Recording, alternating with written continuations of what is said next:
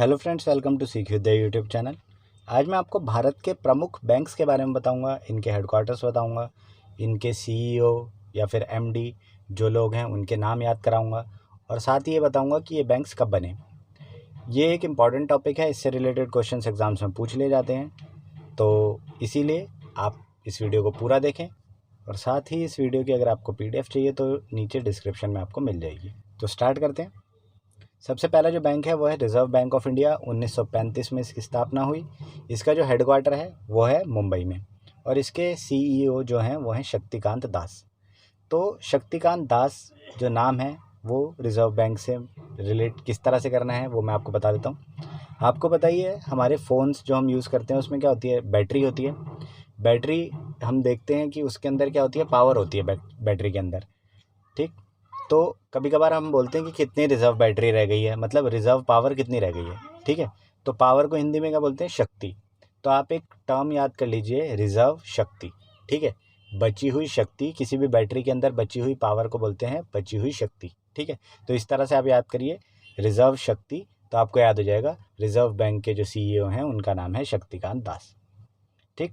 फिर आगे बढ़ते हैं। स्टेट बैंक ऑफ इंडिया 1955 में इसकी स्थापना हुई। हेडक्वार्टर मुंबई में है और इसके जो चेयरमैन हैं, एमडी हैं, सीईओ हैं, उनका नाम है दिनेश कुमार खरा। तो ये याद कराने की जो ट्रिक है, टेक्निक है, मैं आपको बता देता हूँ। अब state bank of India, state bank, state का मतलब होता है राज्य, और राज्य के लोग क्या चाहते हैं, जो बैंक के कस्टमर हैं, राज्य के जो लोग हैं वो चाहते हैं कि हमारा जो बैंक है वो खरा हो। खरा का मतलब समझते हैं आप, सबसे ज़्यादा ट्रस्टवर्दी हो, ठीक है। तो कोई भी बैंक के कस्टमर वो नहीं चाहेंगे कि उनका जो बैंक है वो खोटा निकले, वो हमेशा खरा ही चाहेंगे उसे, ठीक है। तो स्टेट, राज्य के लोग क्या चाहते हैं, राज्य के लोग चाहते हैं कि हमारा जो बैंक है वो खरा हो, ठीक है। तो स्टेट बैंक ऑफ इंडिया, उससे आप दिनेश कुमार खरा ये रिलेट कराइएगा। इसके बाद है आईडीबीआई, यानी कि industrial development bank of India. ये 1964 में इसकी स्थापना हुई। हेडक्वार्टर मुंबई में है और राकेश शर्मा इसके एमडी सीईओ हैं। तो ये याद कराने की टेक्निक कुछ इस तरह से है। इंडस्ट्रियल डेवलपमेंट की बात हो रही है। आपको पता ही है कि स्पेस इंडस्ट्री में जब डेवलपमेंट हुई तो भारत के राकेश शर्मा स्पेस गए थे, ठीक है। तो इंडस्ट्रियल डेवलपमेंट आ जाए तो उसके जो सीईओ हैं वो राकेश शर्मा से आप जोड़ दीजिए। राकेश शर्मा, मैं आपको बता रहा हूँ कि भारत के पहले अंतरिक्ष यात्री थे, उनका नाम भी राकेश शर्मा था। तो यहाँ पे इंडस्ट्रियल डेवलपमेंट को आपने हमेशा से जोड़ना है राकेश शर्मा से, ठीक है। तो अब आगे बढ़ते हैं। इंडियन बैंक 1907 में इसकी स्थापना हुई। चेन्नई में इसका हेडक्वार्टर है और इसकी जो सीईओ हैं उनका नाम है पद्मजा चुंदुरु। फिर अब आगे बढ़ते हैं हम। यूनियन बैंक ऑफ इंडिया 1919 में इसकी स्थापना हुई। मुंबई में इसका हेडक्वार्टर है। राजकिरण राय एमडी सीईओ हैं इसके। और याद करने की जो टेक्निक है वो कुछ इस तरह से है कि अगर किसी राज्य में यूनियन बनानी है, ठीक है, एकत्र होकर रहना है, यूनियन बनानी है, तो राजा की राय लेनी पड़ेगी। एक ये लाइन आप सुनिए ध्यान से कि यूनियन मतलब एकत्र होकर रहना है, एक जगह पे एक संघ बना के रहना है, तो राजा की राय लेना बहुत ज़रूरी है, ठीक है। तो यूनियन बैंक आ गया, यूनियन से आप यूनियन बैंक को रिलेट कराइए और राजा की राय से आपको बन जाएगा राजकिरण राय, जो इसके एमडीओ सीईओ हैं। तो अब आगे बढ़ते हैं। अगला जो बैंक है Indian overseas bank, headquarter Chennai में है और पार्था प्रतिम सेनगुप्ता इसके एमडी सीईओ हैं। फिर अगला जो बैंक है वो है पंजाब नेशनल बैंक। 1894 में इसकी स्थापना हुई। इसका हेडक्वार्टर दिल्ली में है और एस मल्लिकार्जुन राव इसके एमडी सीईओ हैं। तो याद करने की जो टेक्निक वो ऐसी है कि पंजाब के लोग जो हैं वो दूध मलाई खाते हैं, ठीक है। तो पंजाब से रिलेट करना है अपने दूध मलाई, और दूध मलाई से आपको सीईओ का नाम भी रिलेट करवाना है। कैसे? एस मल्लिकार्जुन राव। मल्लिकार्जुन में मलाई थोड़ा आप रिलेट कराइए, जिससे आपको ये याद हो जाएगा। फिर अब आगे बढ़ते हैं। अगला जो बैंक है वो है UCO bank, United commercial bank. इसकी स्थापना 1943 में हुई थी। इसके हेडक्वार्टर कोलकाता में है और इसके जो सीईओ हैं वो हैं अतुल कुमार गोयल।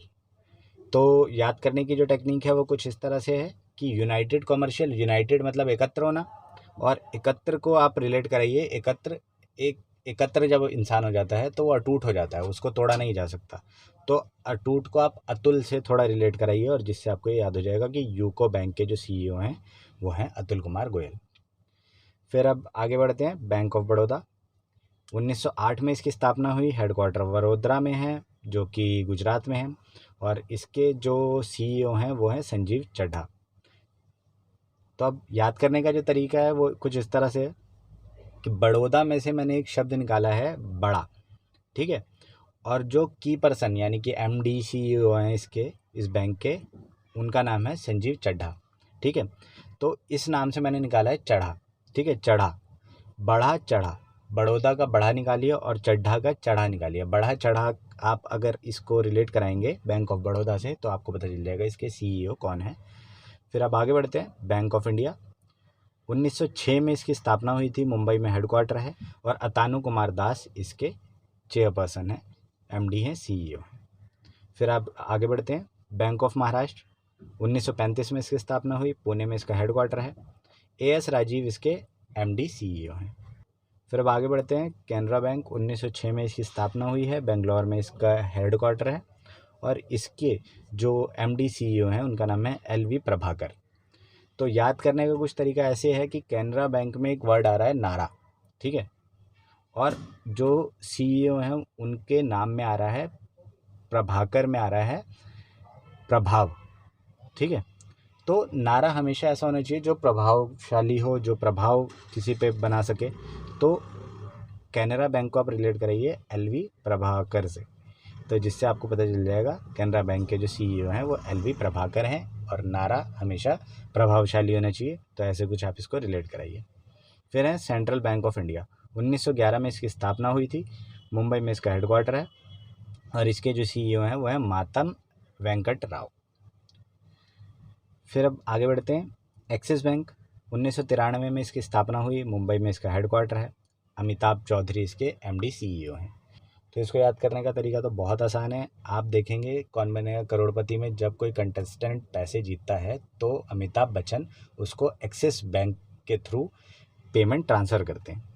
तो एक्सिस बैंक को जोड़िए अमिताभ बच्चन से, और अमिताभ चौधरी जो हैं वो एक्सिस बैंक के CEO हैं, ठीक है। इसके बाद है HDFC बैंक। 1994 में इसकी स्थापना हुई, मुंबई में इसका हेडक्वार्टर है, और इसके जो CEO हैं वो हैं शशिधर जागदीशा।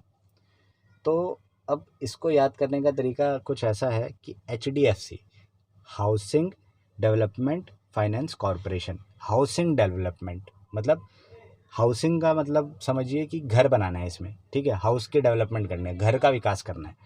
तो इसको रिलेट कराएंगे अब हम CEO के नाम से। वो कैसे? शशिधर जो नाम है उसकी जगह आपको याद रखना है शशिधर, ठीक है। जब घर वर्ड आ जाएगा, घर को आप रिलेट कराएंगे हाउसिंग डेवलपमेंट से, तो घर और हाउसिंग से आप रिलेट कराइए आपस में, और आपको पता चल जाएगा कि HDFC है तो हाँ शशिधर जागदीशन इसके MD होंगे। फिर आप आगे बढ़ते हैं, ICICI बैंक जो है इसके 1994 में इसकी स्थापना हुई है, हेडक्वार्टर मुंबई में है, और इसके जो MD हैं वो हैं संदीप बख्शी। याद कराने का जो तरीका है वो कुछ इस तरह से है, ICICI, IC का मतलब क्या होता है, मैं देखूंगा, ठीक है। तो कोई एक सिचुएशन आप इमेजिन कीजिए कि कोई आदमी बोलता है कि मैं तुझे देख लूँगा, IC, पर दूसरा जो व्यक्ति है वो बोलता है भाई बख्श ले, मुझे मत देखियो, ठीक है। तो जब भी IC आए, IC मैं तुम्हें देख लूँगा, तो जो नाम है संदीप बख्शी का उसमें आ रहा है बख्श वर्ड, ठीक है। तो IC के आगे आपको रिलेट करवाना है बख्शी से, बख्श से, ठीक है। तो संदीप बख्शी MD CEO हैं इसके। मैं आशा करता हूँ आपको ये समझ आ रहा होगा। तो अगला जो बैंक है वो है कोटक महिंद्रा बैंक। 2003 में इसकी स्थापना हुई, हेडक्वार्टर मुंबई में है, और इसके MD हैं उदय कोटक। तो कोटक बैंक का भी नाम है और CEO का नाम भी कोटक है। तो यहाँ तो आपको कोई ट्रिक या कोई तरीका याद करने की ज़रूरत ही नहीं है, क्योंकि ये तो बहुत ही आसान है, सिंपली आपको ये याद हो जाएगा। तो ये थी हमारी वीडियो, ये इंपॉर्टेंट बैंक्स थे, इनसे रिलेटेड क्वेश्चंस एग्जाम में पूछे जा सकते हैं। और आपको स्टैटिक GK से रिलेटेड और भी टॉपिक्स चाहिए तो आपको हमारे चैनल पर मिल जाएंगे, साथ ही आपको हमारे चैनल पर PDF भी मिल जाती है। तो ये वीडियो आपको कैसी लगी हमें कमेंट सेक्शन में ज़रूर बताएं। Thank you so much.